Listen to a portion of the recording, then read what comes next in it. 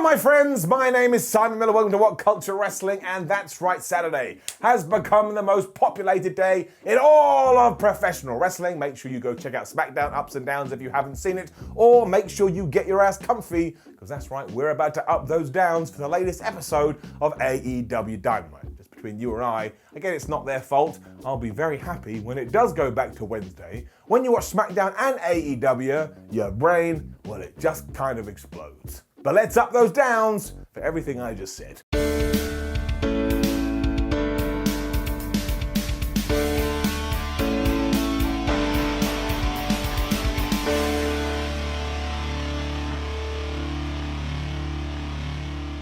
The first thing we saw on Dynamite this week was the Pinnacle arriving in a limousine, and I sat there and went, man, these guys, they're really, really cool. We also cut to Matt Hardy, who was with the Hybrid 2 and was telling us that he hates Christian Cage. He knows that Christian resents him because he has so much money, which is why he has employed Angelico to go to the ring and beat Christian Cage's ass.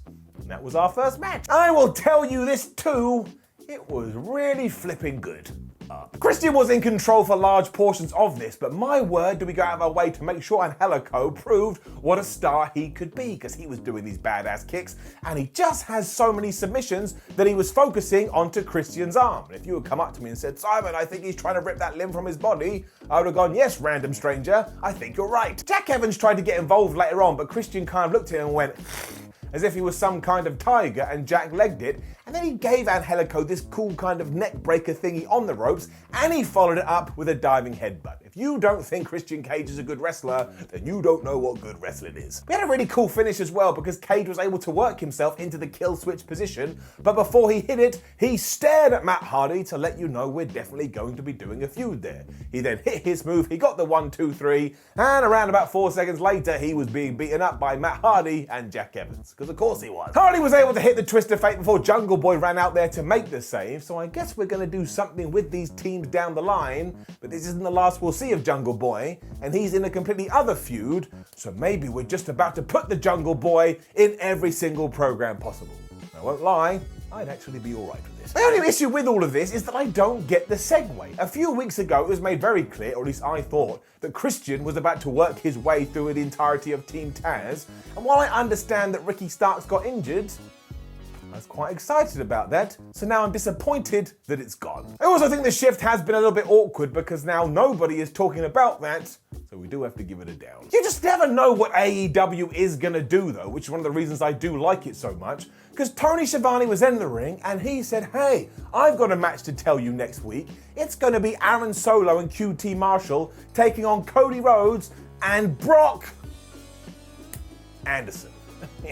What did you think I was going to say? And Brock Anderson is the son of the one and only Arn. I mean, I didn't even know he was a wrestler, so what does that say about me? But I do always enjoy when we do these kind of things. So some people go, oh, this is nepotism at its worst. I don't give a crap about nepotism. Do I want to see Arn Anderson's son have a wrestling match? Of course I do. I'm a wrestling nerd. Marshall didn't seem too happy about this because he came out after the announcement and said, look, Cody, you don't like me and I don't like you, so why don't we have a strap match when we do have fans back in the arena and we're back on the road? And of course, Cody accepted. Imagine if he didn't, it would have been really weird. It also ended badly because of course it did, because QT took a moment to take off his belt and just smack Arn Anderson with it, and as soon as he did that, Brock, he wasn't happy at all. He attacked QT Marshall and basically beat him up. Now all of this did get me intrigued, and I do want to see that tag match, and I want to see the subsequent match between Cody and QT. But we have done another strange pivot here, because Anthony Ogogo, well, he wasn't on the show at all. So I do need to see what the plan is here, because I'm going to guess that AEW has something in mind. But if you were going to say to me, Simon, do you think AEW is biding their time a little bit, as they are on Friday nights? I would say maybe that is true, although fair play to them, because they're still putting on pretty damn good shows. There was no such questioning next though, because it was Death Triangle and Eddie Kingston taking on the Young Bucks and Brandon Cutler, and if you haven't seen this week's BTE, to see just the sheer amount of abuse Brandon Cutler is getting from the Young Bucks, well, you absolutely should. And as Nick Jackson said on that show, that should have been on Dynamite It really should have been. It added a whole other dimension to his character, but this was just a brilliant match. Pac and Matt Jackson kicked things off. We did tie this into the side story here when the Bucks looked at Brandon Cutler and said, you absolute moron, we're paying you to fight, so you better get in that ring and you better fight for us. It didn't work at all because Pac absolutely murdered this guy, and even though Eddie Kingston was on the apron going, tag me, as we know, Pac doesn't think much of Ed, so he tagged Penta instead. Kingston eventually willed himself into the match, but that didn't last long because then Pac was like, nah, I want to do it instead. And I was convinced this was how the match was going to end because Eddie Kingston doesn't like Pac and Pac doesn't like Eddie Kingston. They couldn't get along at all, so how the hell were they going to be victorious in a wrestling match? Pac essentially shouted at the Young Bucks at this point to get back in the ring, and they obliged, probably because they're terrified of the bastard, and then somebody somewhere pushed the AEW button because there was transitions, there was reversals, there was counters, there was just move. There were so many near falls, and I get it. Some people don't like this kind of wrestling, but me, the bald a-hole, I think it's tremendous. It just puts a smile on my face. I think there's about 56 dives at one point, and the best pair came when Eddie Kingston kind of won Pac over and they did a double dive at the same time. But then Nick Jackson busted out the most devastating move in all of sports entertainment, and my word, he got a 1, he got a 2, I thought he got a 3, but he did not. The real error of this, though, came when Brandon Cutler decided to get back in the ring, because let's be honest, he was always going to be the guy to take the pinfall, which he did after Eddie Kingston clonked him right in the head with his spinning back fist. And while I assume Pac and Penta would be upset about this, I think maybe during the duration of this match, they kind of won him over a little bit. We did have another post-match beatdown, which is becoming a little bit like WWE distraction trope, because Gallows and Anderson were out there before Frankie Kazarian arrived, because of course he's the elite hunter and he chased everybody away. And I think we absolutely should have done that because I'm enjoying Frankie just popping up here, there and everywhere. But if that was your plan, I would have just scrapped the post-match after the Christian stuff. But hey ho, I'm not gonna lie, it doesn't really matter. We then just got this random video package from Kenny Omega and Don Callis that had been produced and shot like it was their own version of a Dark Side of the Ring documentary. It was of course nonsense as well, as Kenny Omega and Don Callis tried to tell us there's a big conspiracy against the champ and he keeps overcoming the odds, and I tell you, this was my side of ridiculousness. I thought it was really good. I just love Kenny Omega as well. I think he gets it, so cue the arguing, and we do have to talk more about these guys later, so I shall hold my opinions until then. The Pinnacle were out next, and I like to think it took them this amount of time to go from their limousine to find the ring, because maybe they spinal tapped themselves backstage. They kind of bounced off what the Inner Circle had done last week because FTR talked to Santana Ortiz and said, we don't give a shit about your family, so that's not going to go down well. When Sean Spears got the microphone and said, Sammy Guevara, you're nothing but a glorified indie wrestler. And I love that visual.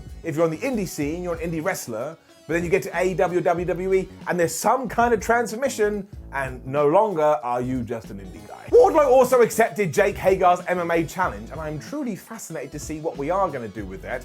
And of course, we finished big, because we finished with MJF. He went into all of this deep saying how he grew up looking up to Chris Jericho, but now ever since he's met him, he's realized he's nothing but an absolute loser, which is why Maxwell himself has beaten him twice and Jericho has not beaten him at all. So when it comes to Chris Jericho's challenge, no, he's not going to accept, because why would he? He's already up on the game.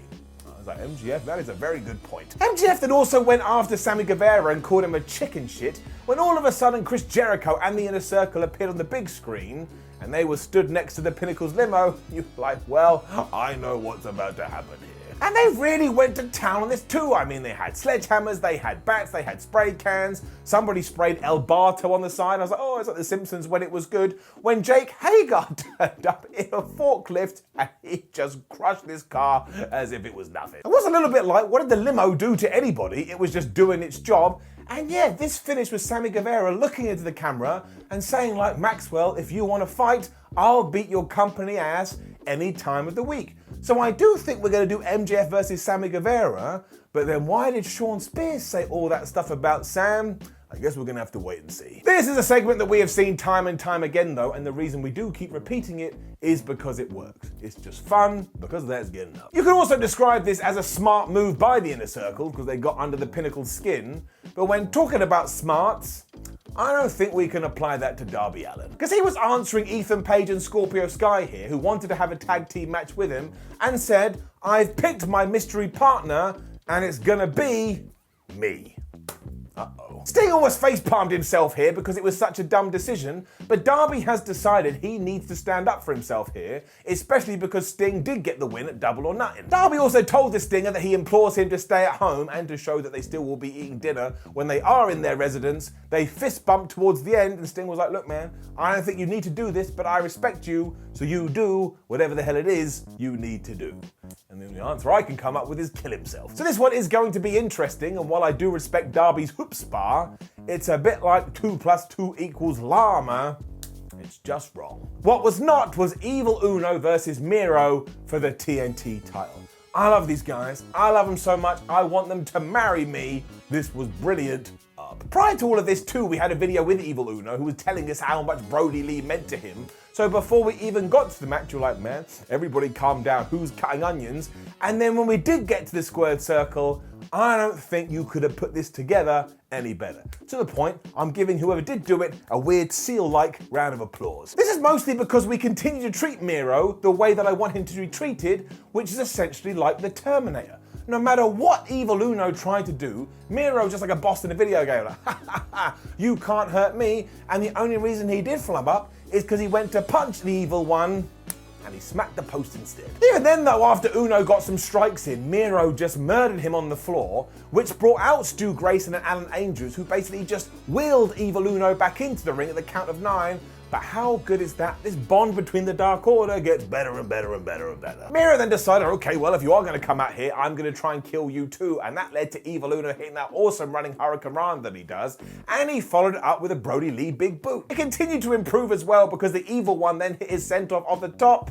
And Miro, he kicked out at 1. -1, and the rest of the Dark Order then came out because I assumed they thought they were the Care Bears and they could just like shoot those beams into the ring and that would give Evil Uno all the momentum he needed. And while this seemed to be true when he went for the Brody Lee Discus Lariat, once more, Miro sold this like some cheese had been thrown at him. He hit a lariat of his own, he locked in the game over, and poor Evil Uno had to tap out. This was fantastic though. Let's absolutely try and feature Evil Uno more if we so can. And Miro, well, he is just my favorite guy in wrestling right now. I hope he's the TNT champion forever. Quick video package with Andrade next. He was putting a bunch of his clothes on, so I was like, yes, that's really smart. You don't want to appear naked on TV. But next week, he is going to do a sit-down interview with JR, and so far, those have always been good.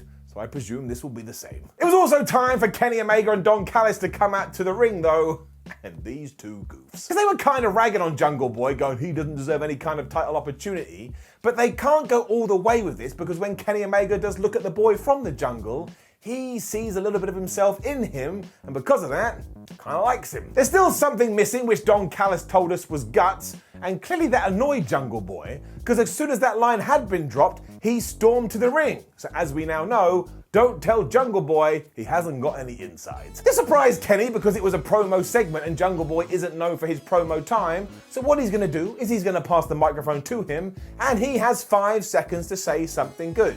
And the Jungle Man or the Jungle Boy or the Jungle Person was so smart here because he just went, you talk too much, and then he started to kick Kenny Omega's ass. He almost locked Omega in the snare trap too before the Young Bucks made the save, and I will tell you this, if AEW did pull a fast one and they made Jungle Boy the world champion, I wouldn't 100% be against it when you've got fans in the arena who just comes across like such a big star. I doubt that is going to happen, but I want to believe, and the reason I want to believe is because of moments like this.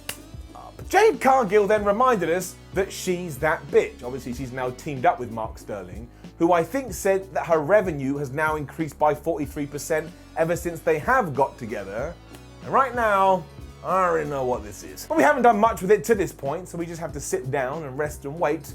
But yeah, I already get it. Ethan Page and Scorpio Sky were then here, and they just mocked Darby Allin, saying, well, what a stupid decision you've made.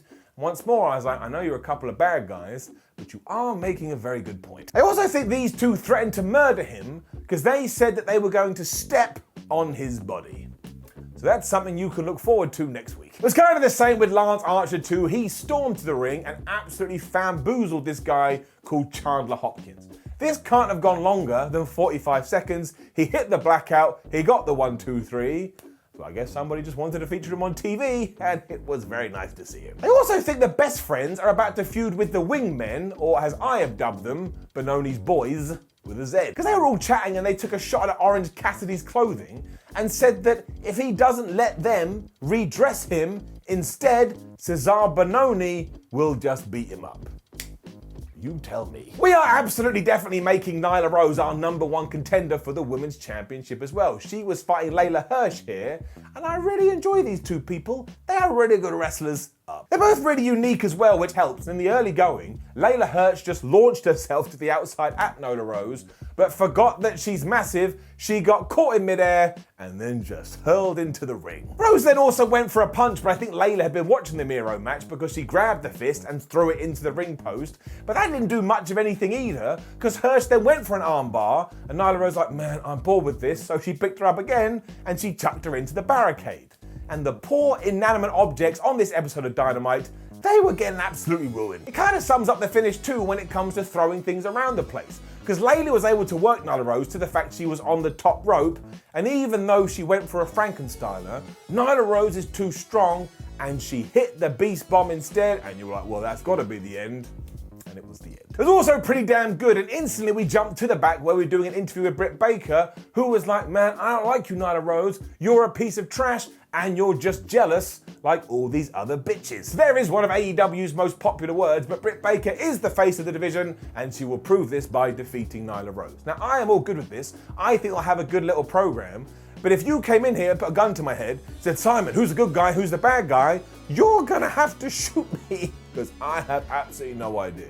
Not that it's a big deal, it's just something I thought, put this gun away, it's just something I thought when I was watching it, but I do think Nyla Rose is a pretty good first opponent for Britt, because when she beats her, because I assume she will, you can then talk about that for days. AEW then made me happy, because the rule goes as this: if you take a couple of your homegrown stars and you plonk them in the main event, I just look at it and go, what a smart decision that was. And given that we had both Powerhouse Hobbs and 10 from the Dark Order teaming up with Hangman Adam Page and Brian Cage, well, basically AEW did all of this, and that's why it's getting it up. The rest of Team Taz was at ringside as well, with Taz on commentary, and Taz also had to have surgery yesterday, so I just want to send all positive thoughts and health to him. And we started with Brian Cage versus Adam Page. Now, I still need this match in a cage, which is surrounded by a mage who is filled with all the rage. We have got to a point now where these two dudes just have such good chemistry, so they go back and forth, back and forth, back and forth, and it's always really pretty damn good. Ten soon tagged himself in because he decided he could smack around Brian Cage, but that was a really bad idea, and it ended with Will Hobbs getting in the ring, and they gave him an assisted powerbomb. The Dark Order were just on it tonight though, because when Cage went to give him a fireman's carry, 10 landed on his feet, and he booted Brian Cage right in the face, and then when Hobbs ran in, well, he booted him too. The Cowboy then got back in the ring, but he completely forgot that Powerhouse is some sort of a wall, and no matter what he tried to dish out, well, it was almost as if Hobbs had some kind of force field around him, and he didn't get any kind of success until he smashed a moonsault from the top rope. He thought he could finish it with the buckshot lariat, but for about the 67th time, Powerhouse Hobbs just cut him off, and then after that, it was your traditional AEW match. Move, transition, reversal, near fall. Move, transition, near fall, reversal. It just really wears you out in the best possible way. Hooks, of course, tried to distract the referee because he learned all this from his dad, and at that moment, Ricky Starks passed the FTW title to Brian Cage, clearly because Rick isn't learning. Because surprise, surprise, Brian still isn't into this and told Ricky Starks, leaving Rick to get up on the apron, and he slapped Brian Cage right around the face. So I think Team Taz is about to die. Brian was so mad that he chased Starks to the back, but that left Powerhouse Hobbs all by himself. While he fought valiantly for a little bit, Hangman Adam Page hit him with the buckshot lariat. 10 was a legal man, so he made the 1, 2, 3. And Dynamite ended this week with the Dark Order and the Cowboy just celebrating. And I thought to myself, what a lovely way to bring this to a close. It was satisfying and it was happy, and sometimes that's all you need to do. So like we did say last week, this isn't going to be one of the greatest episodes of Dynamite that you ever saw, but is it really easy to watch? And are you going to have a decent time? You bet your ass. Don't bet your ass. If you lose it, what the hell are you going to do? And overall, get enough. Now don't forget to leave a comment below and let us know what you thought about last night's AEW. Like the video, share the video, and subscribe. Head on over to WhatCulture.com where you can keep up to date with everything pro wrestling. Come say hello on social media. And you know we got a YouTube channel. Take your finger and get to clicking. My name is Simon for WhatCulture. Thank you for watching me as always. And that's right, I'm back tomorrow because Impact has a pay-per-view and I want to be that guy. But maybe sometimes we run in too many shows. But I'm still going to do the ups and downs treatment because that's how it works. I will see you then.